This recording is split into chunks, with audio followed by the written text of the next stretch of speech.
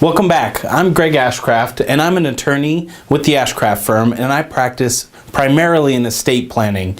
And this is the second of a 4-week course where I'm going to be talking to you about the 4 ways that you can pass property at your death. So last week we talked about passing property by your estate, and we talked about the pluses, the pros of passing property that way, that it's really easy to set up, you really don't have to do anything, and that if you need court oversight, it's the right way to go. But we talked about a lot of downsides, and those are mostly associated with the fact that there is a lot of court supervision, and it makes it costly and time consuming, and it takes you out of control. And so there's a lot of reasons to want to avoid passing property through your estate. And any of the other 3 ways that we're going to be talking about will avoid passing property through your estate. So this week we're going to talk about passing property by contract. So what do we actually mean when we say passing property by contract? What we're really talking about here is that you can pass property through a beneficiary designation, this is a contract between you and the custodian of that account. So also you could use a transfer on death designation or payable on death designation. These are all contracts that you are entering into with the custodian of that financial institution. So that is really what we mean when we say passing property by contract. And again, if you pass property by contract, it does avoid probate. So one of the pros is that it avoids probate. So all the top problems that we talked about last week that come associated with probate, a lot of those can be avoided if you pass your property through a beneficiary designation or a transfer on death designation. Another one of the pros is that it's relatively easy to set up.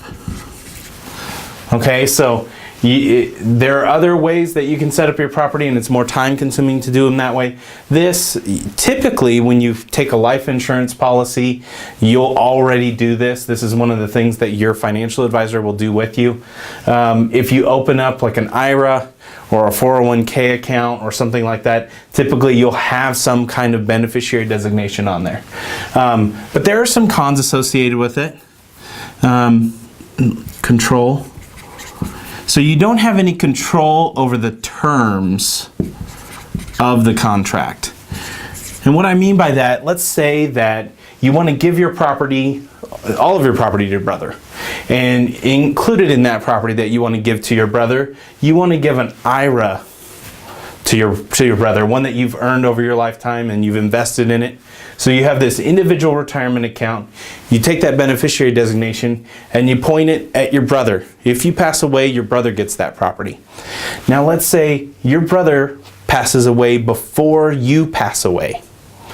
Then the terms of that contract probably say that it's going to go to your estate and then you're back in probate. Now you might say, okay, well I can control that. I can put contingent beneficiaries on that designation. That's true. So, but let's say that you want to give that property to all of the children of your brother. Typically, these contracts won't let you give to a group. So you'll have to actually specify certain beneficiaries. Now let's say your brother has 2 children. When you fill out that beneficiary designation and he has a 3rd one after that, then that 3rd child, if you didn't update the terms of this contract, gets left out of the distribution. So things like that often happen when you're passing property by contract. So that's one of the downsides of passing property that way. Also, you can't control how it's paid out. So typically you just designate beneficiaries. You can't say, hey, I actually want to give this account to my minor child, but my minor child's not old enough to take it yet. So I want to designate this person to be in charge of the money until they're old enough. You can't do that in a beneficiary designation. So if on your individual retirement account, you just listed your kids as contingent beneficiaries after your spouse, let's say you both pass away, you've got that minor child, what are they supposed to do with that money? It gets kicked back into probate court to figure out who's going to be in charge of the finances. So that's another thing, is you can't control how the funds are paid. Another thing that people don't think about often is lifetime planning. And what I mean by lifetime planning is typically when you're talking about estate planning, most people have two things in mind. I'm either alive or I'm dead. But there are a lot of us who are going to have significant periods where we're not dead, but we need somebody to take care of our finances.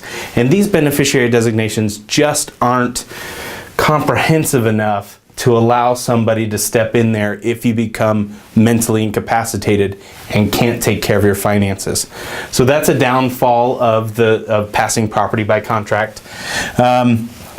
Okay, so for the fourth and final one, it is hard. So it's easy to set up, but it's hard to maintain.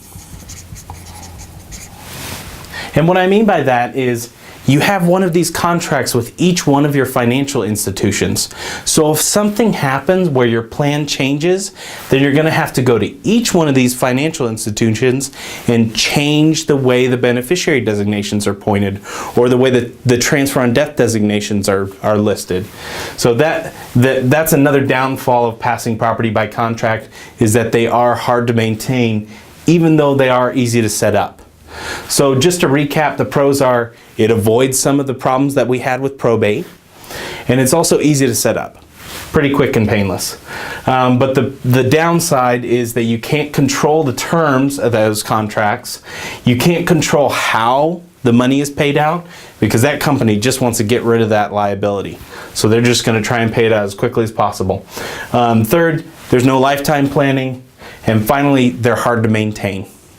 So if you'd like to be notified about next week when we go over joint tenancy and how you can pass property that way, there will be a pop-up here at the end of the video. You can fill in your name and your email address and hit submit, and then we'll make you updated when that goes live. Thanks for watching.